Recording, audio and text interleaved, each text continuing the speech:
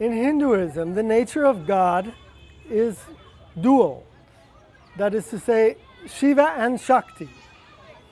Shiva symbolizes God as pure consciousness, whereas Shakti is the creative power of God. That is the creator of the whole play of name and form. So these two are complementary, like yin and yang. Shiva and Shakti are the fundamental principles underneath the whole realm of manifestation. Now, you can understand the big picture more fully with a very simple image that we're all familiar with. Shakti, because Shakti is the creator of the whole play of name and form. This is the all-powerful creator God. By any name you like, you can call it Shakti or Kali or Krishna or God the Father, any name will do, but we're talking about the all-powerful, omniscient, omnipresent God that has created the entire multi-billion universe creation.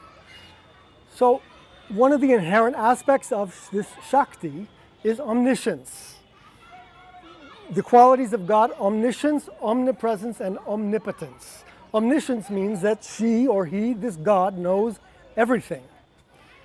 And this means that Shakti must have seen from the very beginning of this universe every single moment that the entire universal play would hold, from beginning to end. If that's a little too much for you to grasp, then you can say for sure this solar system, including this Earth, was completely seen from beginning to end by the all-powerful, omniscient God. This means that the whole creation is literally like a movie that was already filmed from the beginning. The omniscience of Shakti acts like a movie projector which films the entire play from beginning to end. And now that play is simply playing out by the power of Parashakti. And since that supreme power, Parashakti, you can call it God or Goddess, however you like, that supreme power started the play out of basically nothing but pure consciousness, just for the delight of making a creation, willed it to happen, and then filmed it all. It's literally as if that God or Goddess wrote the play, wrote the movie, filmed it, and created the movie, and is now projecting the movie. So this is an extremely powerful image of what God is. The God is the creator that filmed the movie and is now playing it. This means there's only one power underneath every single moment, one will behind the entire creation. Now, Shakti is that projector, author, producer, director, and projector rolled into one of the entire cosmic movie. Shiva, the other aspect of God, is like the screen underneath the movie. The screen is simply witnessing the movie from within, but it's unaffected. So no matter what happens in the movie, whole universes can explode and atom bombs can go off everywhere, the screen is totally unaffected by that. And the screen is the I am that Jesus spoke about. That's the I am that underlies all the apparent little I ams. There's the personal identity of the I am Ram Das, or I am Tarinima, or I am Joe Smith. And underneath that, all those little miniature I ams, which are illusory, there is the screen, which is the true I am beneath each one of those characters. So the root of my suffering, the root of all human suffering, is the idea, I am a person. I am this separate entity in time and space. I am that little character in the movie, that little infinitesimal shadow on the movie screen. Anything can happen to that shadow. Anything can happen to a person. We can get struck by lightning, we can get hit by a car, anything can happen. But, suffering is right around the corner. We know that. Death is right around the corner for the person. So the beginning of wisdom is the inquiry, wait a minute, who am I really? Am I this person, or does the I within me belong to something else? Let me find out. What is this I? Who am I really? Where does this I come from? And this inquiry pulls us out of the personal identity, out of that identification with that character in the movie, and we discover finally the I am screen, the screen of pure consciousness, which is Shiva. And you discover that to be your true nature.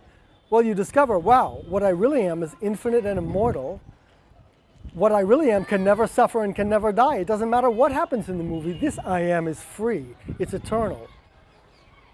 It's completely fearless. It's immortal. So that's the first step towards liberation. Now, the second step is if you keep asking, well, wait a minute, where does this I am that I am come from? Where does this cosmic I am come from? who am I really? Where does this I am come from? You can be pulled behind the screen. Behind the screen of Shiva is the Absolute. This is Brahman. This is pure awareness, existing prior to any thought at all. There's no I thought there whatsoever. And in that absolute silence, there's no movie. The movie's gone. There's no one to perceive a movie. There's only pure awareness.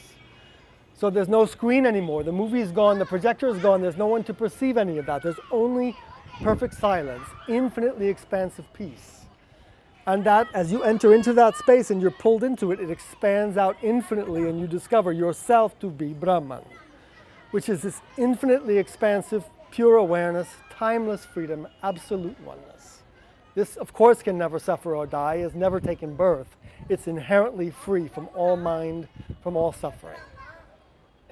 So that is your true self. That is the true self of all beings. And that is what Ramana Maharshi's teachings point towards, is that realization of your true self as Brahman, as infinitely expansive, supreme peace. But when you have discovered yourself to be that infinitely expansive peace of Brahman, you can also come back down and discover yourself to be Shakti, the author, producer, director, and projector of the entire cosmic movie. So that is an aspect of Brahman, the Supreme Self, contains as one aspect Shakti, the creator of the play of illusions, Mahamaya. So then you can become Shakti and you see, wow, the whole movie is my own creation. It's all my own will. I'm playing every part in the movie. This is the great play of Shakti, is not only to create it, but to become the whole movie and play every part in it and experience the entire play of evolution all the way from amoeba to God-realized master within every single soul, while remaining beyond the play as the cosmic audience enjoying every single moment of this great love story. So it's fantastic. Not only are you Brahman, but you're also the creator of the whole show, and you have become the entire movie, and you are dancing within every atom of the entire creation, playing every part perfectly, and it's you within every single soul who will finally awaken from all illusions and discover your true nature to be Brahman, the supreme freedom and peace. So you are Shiva, Shakti, and the entire creation. You are the camera, the projector of the movie, the creator of it all. You are the substratum of it all. You are the entire movie, and you are the infinite expanse of supreme peace in which the whole movie and its creator floats like a tiny mirage bubble. And ultimately, finally, you continue with this sadhana, with this exploration of truth, and you discover Parabrahman. Parabrahman is where nothing but pure awareness has ever existed, and nothing but pure awareness will ever exist. That is the ultimate truth of what we all are, Parabrahman, the supreme peace where nothing but that has ever existed or ever will exist. This changeless, permanent, indivisible, pure, divine being. That is what we all truly are. And that is what is embodied in this holy mountain and in the Shiva Lingam in this great temple. All of these are symbols of that supreme reality, which is our own true self, self with a capital S. To discover that self and realize that self, it is the negation of our personal identity. It's a discovery that the personal self is really just an illusion. It's an ephemeral little shadow which appears and disappears and is gone. But what we truly are does not come and go. It is permanent, changeless, indivisible, and underlies every time, every moment of time and phenomena, but it's completely untouched by any phenomena, by time itself. It's timeless, pure being. That is the supreme reality, and that is what we all truly are. And this is what the goal of spirituality is. This is what the goal of life is, to realize and discover that you are that immortal supreme self. Then, of course, bodies die, bodies come and go, but when you have realized that supreme reality as your true identity, you are completely free from death and rebirth. You have never taken birth. You can never suffer. You have realized your true nature. That is the goal of life.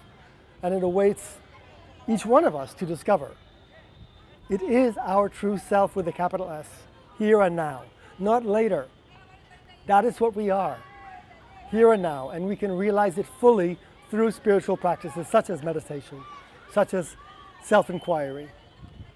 worship of a great God-realized guru. These all lead to the state of Brahmanyana or Atmanyana, the realization of the Supreme Divine Self as our true identity.